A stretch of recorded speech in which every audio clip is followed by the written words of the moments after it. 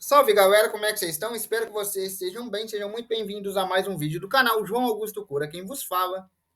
E hoje nós vamos falar do Fazão Azul, Thanos Aokiji, também conhecido como Kuzan. A gente vai falar um pouquinho dele. O nosso amigo Kuzan foi recrutado por Monkey D. Garp quando ainda era mais jovem e ingressou na Marinha, sendo treinado pelo próprio Garp. Sim, o Garp não só recrutou ele, como também o treinou.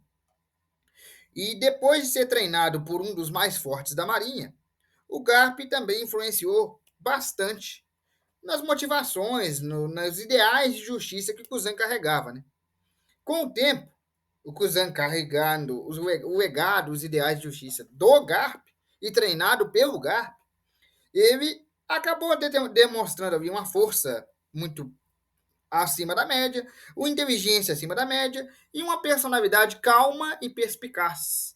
O que fez com que ele alcançasse o posto de almirante. Sim, ele foi condecorado com o posto de almirante. E ele ganhou o codinome que a gente conhece, né? Aokiji. Aokiji, que significa fazão azul. O Aokiji é usuário da Rie no Mi, logia do tipo gelo, tá? É a fruta do gelo, fruta congelante. Não se sabe quando ele comeu ela, só sabe que desde quando ele estava sendo treinado, ele já tinha a Rie no Mi e já era usuário dela. Né? Quando ele foi treinado, recrutado pelo Garf, ele já era usuário dela. Não sabemos quando foi que ele ganhou esse poder aí. Na ilha de Ohara, sob ordens do governo mundial, o Kuzan, com o codinome Aokiji, né, ali tudo mais, ele estava na ilha de Ohara, estava presente na ilha de Ohara, e ele foi um dos caras que participou do Buster Call ali, né? Inclusive enfrentando o Jaguar de Sal, que era um gigante amigo do próprio Aokiji, que também era marinheiro, mas que estava protegendo Nico Robin, que era uma criança na época, que também era uma das testemunhas de Ohara. Jaguar de Sal foi congelado pelo poder da Rie no Mi, transformando-se em um estátua de gelo gigante, dado como morto, e Nico Robin pôde fugir com o sacrifício de seu amigo Jaguar de Sal. Só que, naquele momento, Thanos Aokiji, o Kuzan, ele poderia ter parado a Nico Robin. Ele congelou o Sal, tá lá o gigante congelado. Posteriormente, a gente descobre que ele não morreu, mas naquele momento a gente achou que ele tinha matado o Sal. E ele poderia ter só falado assim, tá, congelei o cara, agora eu vou ali e pego a menina. Mas ele não fez isso.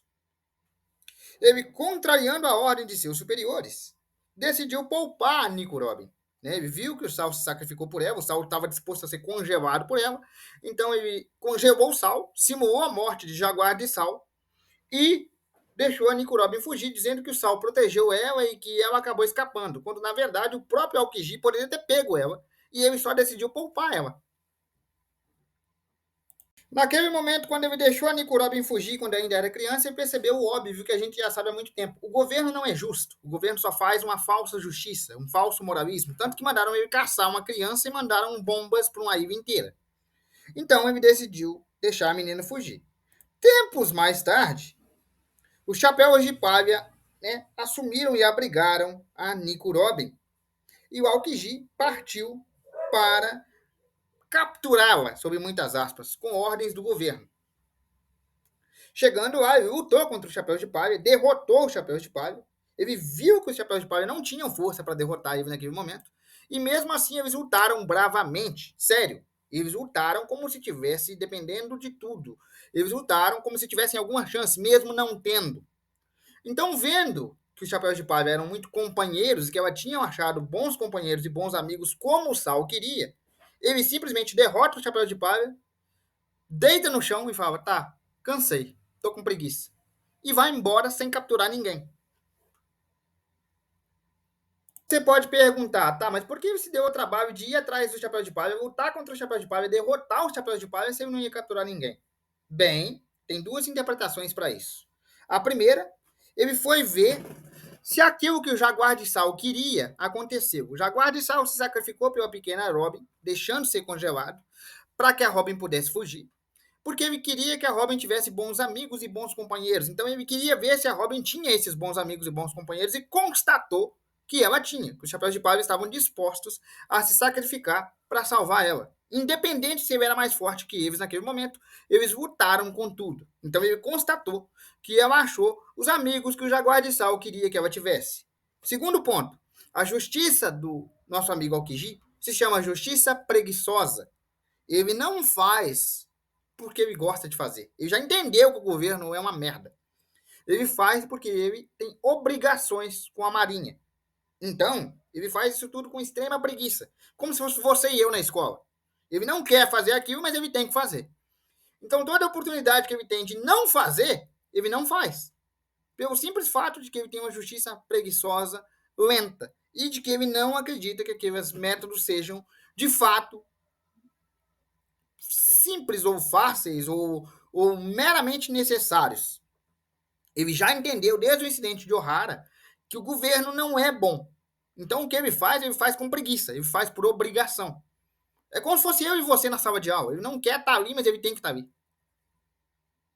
Durante Marineford, durante os eventos da Guerra dos Melhores, Aokiji estava perto do cadafalso, ali embaixo do cadafalso, junto com Kizaru e com Akainu. Ele fazia parte dos 3 almirantes, e o almirante de frota naquela época era o Sangoku. E ele defendeu a marinha, ele lutou em prol do governo com todas as suas forças. Ele usou a Rie no Mi contra os piratas do Barba Branca e contra seus aliados, inclusive contra Monk de Luffy, porque naquele momento ele estava cumprindo a sua obrigação. E a sua justiça preguiçosa era, de fato, letal naquele momento.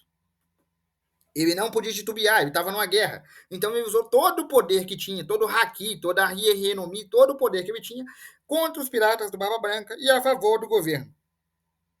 Após os eventos de Marineford, Sangoku pediu sua aposentadoria e indicou Aokiji para o cargo, mas os Goroseis indicaram Akainu. Então, para lidar com esse contratempo, os dois foram para Punk Hazard e tiveram uma luta de 10 dias.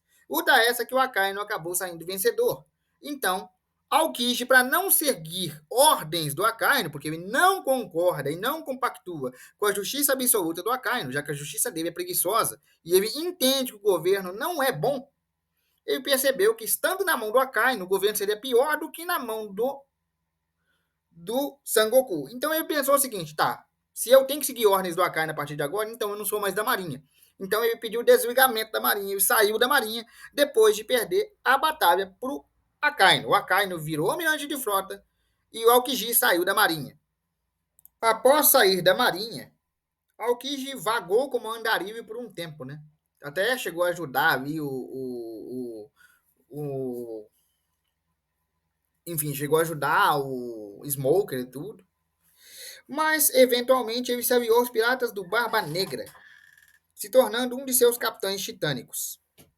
Atualmente, ele tem trabalhado como um dos subordinados do Barba Negra, um dos seus capitães titânicos, chegando a defender Hachinosu, seu velho e antigo mentor, Monk de Garp, travando uma luta épica com ele nos eventos mais recentes do anime. Eu tenho as minhas próprias teorias, com fundamentos e bases nas pesquisas que eu fiz, mas isso é assunto para outro vídeo. Por enquanto, essa é a trajetória atual do Fazão Azul, a ascensão e a queda daquele que já foi um dos maiores nomes da Marinha e hoje não passa de um capacho de pirata. Mas será mesmo? Bem, eu tenho as minhas próprias teorias, mas isso é assunto para outro vídeo. Bom, galera, eu vou ficando por aqui. Eu espero que vocês tenham gostado. Um abraço, fiquem com Deus e até amanhã.